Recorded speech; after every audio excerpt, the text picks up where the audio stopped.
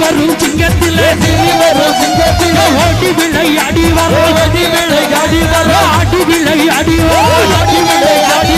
அம்மா பத்திரகாளி அம்மா ஓடி விளையாடி வரும் வீரவாளி கையில் எடுத்து மஞ்சள் நிறை பட்டு அக்கினி சட்டி ஒரு கையில் வீரவாளு மறுகையில் வெள்ளிப்பிரம்பு மறுகையில் வடக்க நல்ல விழுந்த வடகடலில் தீர்த்தமாடி வாராளே காளியம்மா ஆடி விளையாடி வாராளி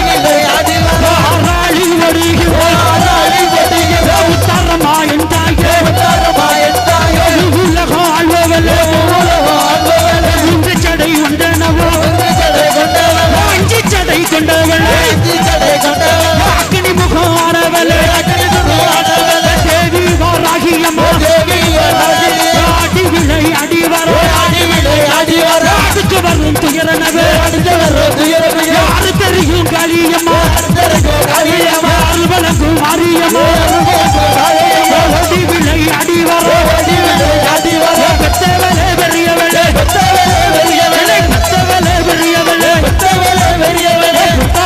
நாயகியே நல்ல விழுந்த சட்டை தங்கடலில் தீர்த்தமாடி வாராளே காளியம்மா வெப்பிள்ளை வாசத்திலே வீரமுடன் வாராளம்மா வீரவாளி கையில் எடுத்து அக்கினி சட்டி கையில் கொண்டு அம்மா அப்பா வாராளம்மா ஆராளி ஒட்டு இளையான சந்தோர் மக்கள் காத்திடவே வாராளம்மா ஆடி விளையாடி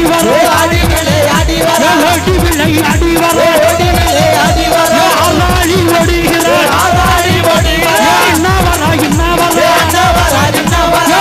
ஓடி வாராளம்மா கால்களுக்கு சலங்குகளா வெள்ளி மணி வலிக்க வீரவாளி கையில் கொண்டு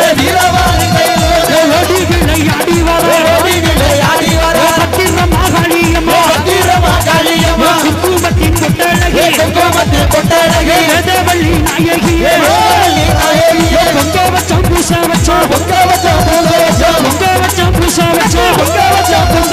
ஓடி விளையாடியம்மா ஆடி விளையாடியம்மா ஓடிவா என் தாயே நீயும் கலவ போட்டு ஆடிங்கம்மா குறவ சத்தம் நாராயணன் தங்கையவை ஆடி விளையாடி நாராயணன் தங்கையவை ஆடி விளையாடி ஆராளி ஒட்டு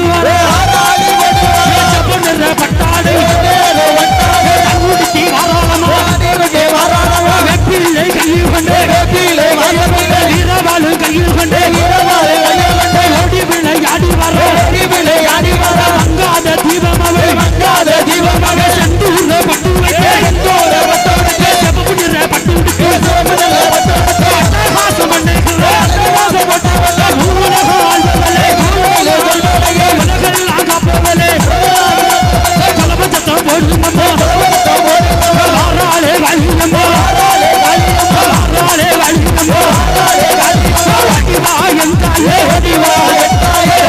தேவியவே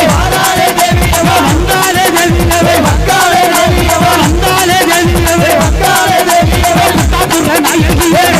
நாயகியே கட்டளைக்கு என் தாயே அட்டகாளி ஆனவளே கூடாது என் தாயே உச்சீனி வாகாயே உத்தரமா என் தாயே மூன்று பேச வந்தவளே வந்தாலே காளியம்மா கவலை எல்லாம்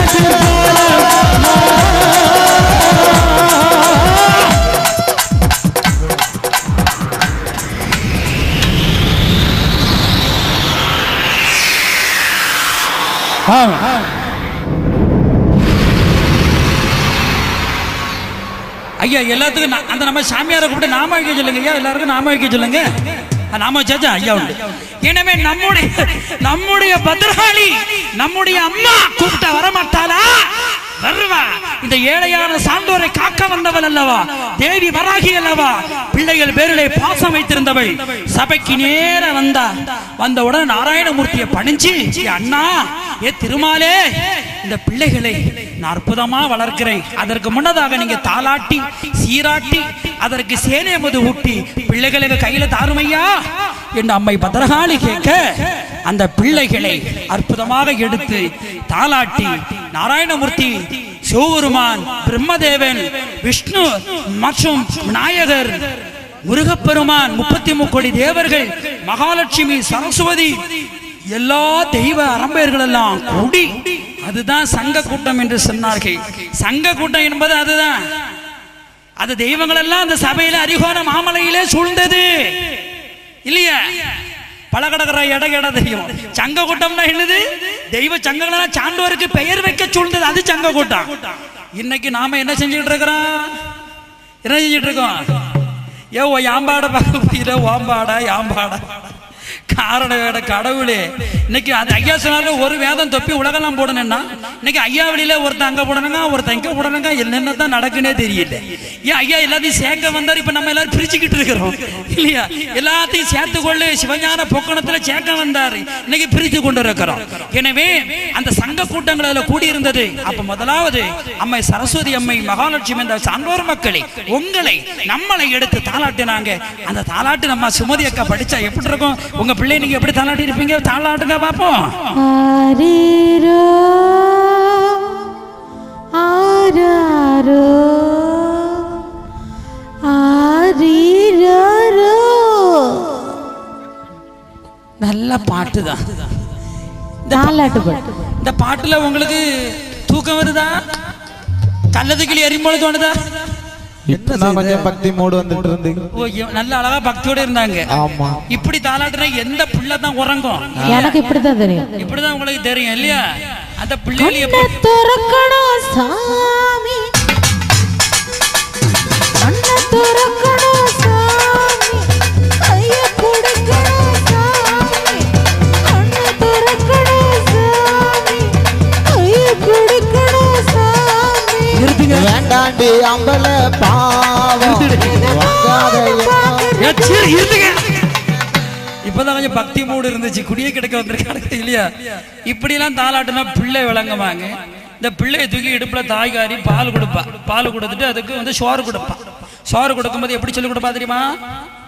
நிலா நிலா ஓடி வா, நில்லாம ஓடி வா, மலை மேல் ஏறி வா, மல்லிகை பூ கொண்டு வா. நிலா என்னைக்கு வர போது, இந்த பிள்ளை என்னைக்கு சோறு தின்னு விளங்க போகுது. இன்னைக்கு பாத்தீங்கன்னா பாகிஸ்தான்காரன் கிரிக்கெட்ல சதம் அடித்தான் என்று சொன்னா அப்படியே விழுந்து அப்படியே மண்டி போடுவான், அல்லாஹ் என்று தொழுவான். ஒரு கிறிஸ்தவன் நடந்து போறான்னு சொன்னா அவன் காலில் களி தட்டினா ஏசப்பா அப்படிமா. இந்த நம்ம உலகத்துல வாழ்ந்துகிட்டு இருக்கிறான், நம்ம இந்தியா நம்மளோட வாழ்ந்து கொண்டு இருக்கிற அவனுடைய எண்ணம் எப்படி இருக்கு? அவனுடைய கடவுள் பேர்ல இருக்கு. நம்மளால என்ன சொல்லுவான் தெரியுமா? ஏன் இடி உழுவான் முல்லை எனக்குன்னு வந்து கிடந்திருக்கா பாரு. அதாவது பரவாயில்ல, இவன் போய் அடிச்சுட்டு அதை கண்ணாபி திட்டிட்டு போவான். நம்ம பிள்ளைகளுக்கு மட்டும் ஏன் இப்படி சோறு கொடுக்கப்படாது? ஏன் நாராயணன் வாராம் பாரு, இதோ மகாலட்சுமி வாரா பாரு, இன்னும் அம்மா பத்ரகாளி வாரா பாரு, இப்படி சொல்லலாம் இல்லையா? இந்த பிள்ளை நாராயணனாவும் ஒரு சிவபெருமானாகவும் ஒரு முருகனாவும் இருப்பான் இல்லையா? இல்லையா பலகடகரையா அப்படி இருப்பான் இல்லையா? நாம ஏன் அந்த எண்ணத்தை விட்டுவிட்டோம்? நமக்கு கல்லு தட்டின உடனே ஏன் நாராயணான்னு சொல்லுங்க, ஏன் பத்ரகாளியை முத்தாராமான்னு சொல்லுங்க, எந்த குறவும் இல்லை.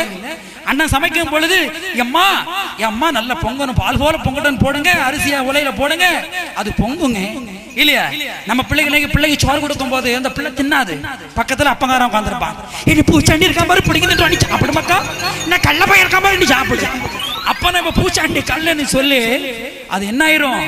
அந்த பிள்ளை அப்படியே கல்லனாக இருக்கு. இந்த உலகத்துல போலியாக வாழ்ந்து கொண்டிருக்கிறாங்க. இப்படிதான் ஒரு ஊர்ல ஒரு கணவனும் மனைவியும் வாழ்ந்தாங்க. மனைவி வந்து கணவனுக்கு பிறகு ஏகப்பட்ட பாசம், புருஷன் செத்தாவை செத்துருவே முடியும்பா. அவளை பாசத்தோட வாழ்ந்துட்டு இருக்க சமயத்துல கூடி குழாவி ஒருமித்து வாழ்ந்து கொண்டிருக்கிறாங்க. ஒரு நாள் நோய்வாய்ப்பட்டு புருஷங்காரன் செத்து போறான். செத்து போன உடனே பொண்டாட்டி கரை கிடந்து அழுதா, ஏ ஐயா ஐயா மன்னவனே என்ன விட்டு நீ போய் விட்டியே, ஐயா என்னை கொண்டு வரப்படாதா, ஐயா என்னை விட்டு போயிட்டேரே, என் மன்னவா என் சுவாமி என் அம்மா நம்ம அருமை பெருமை எல்லாம் எப்படி இருந்தோம் அப்படின்னு அழுதா.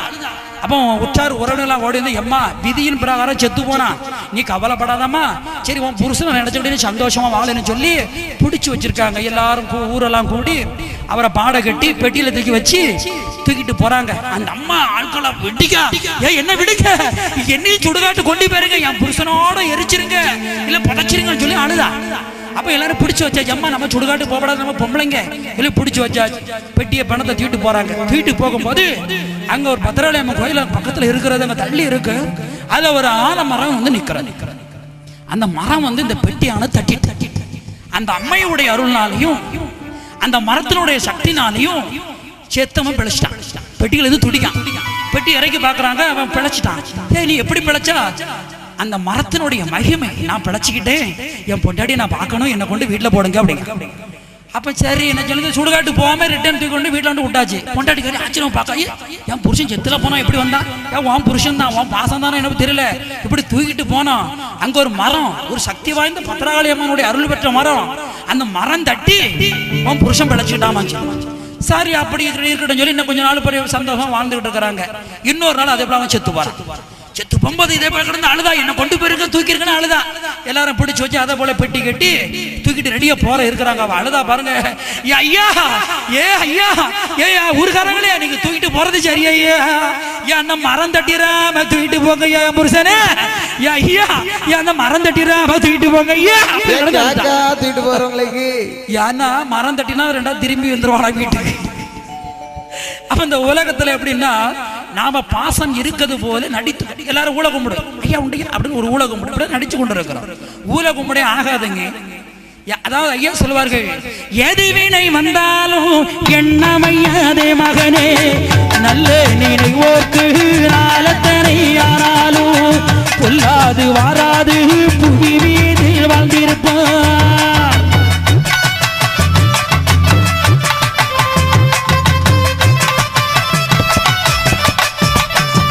நல்ல நினைவருக்கு நாளைக்கு பொல்லாது வராது.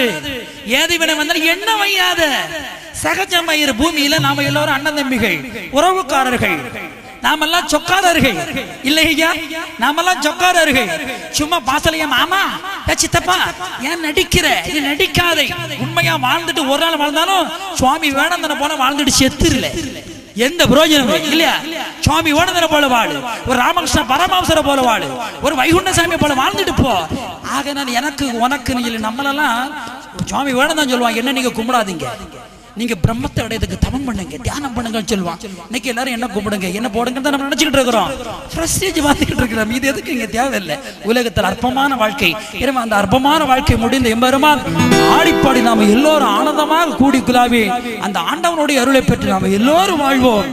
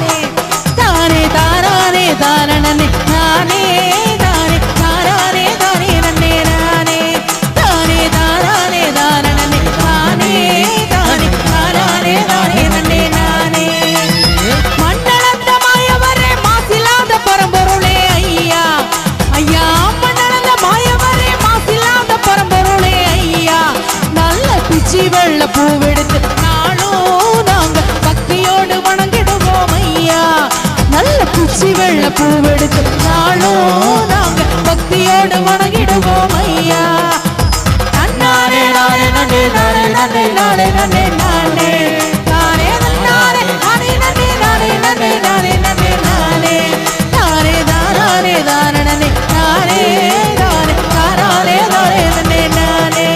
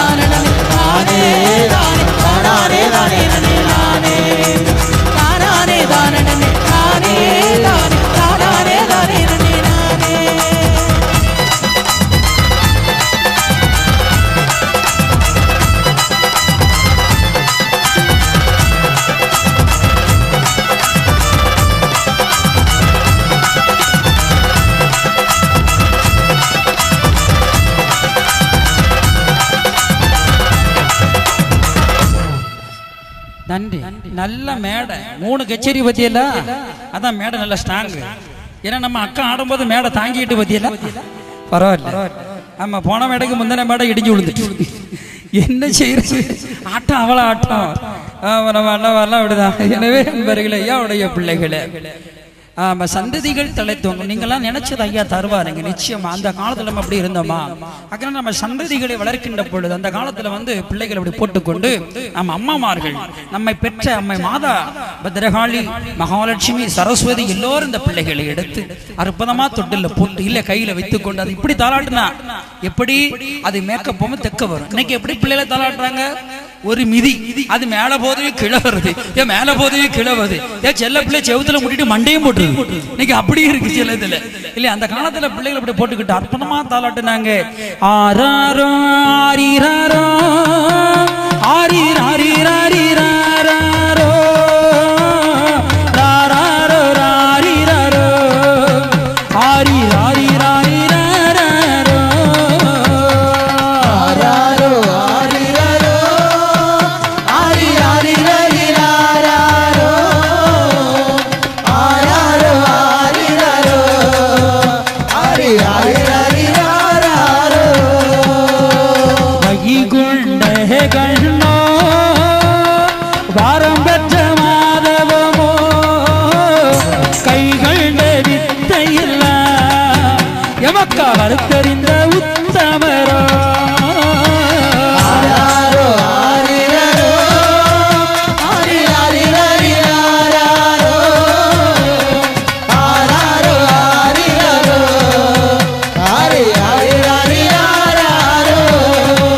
ஐயா தங்கமுடி நல்ல தங்கமுடி, ஐயா தங்கமுடி பெற்றவரோ சிங்கமுடி காவலோ மங்கோனி சங்களே ஐயா மங்காத சாராரோ ஆராரோ ஆரிராரோ ஆரிராரிராரிராரோ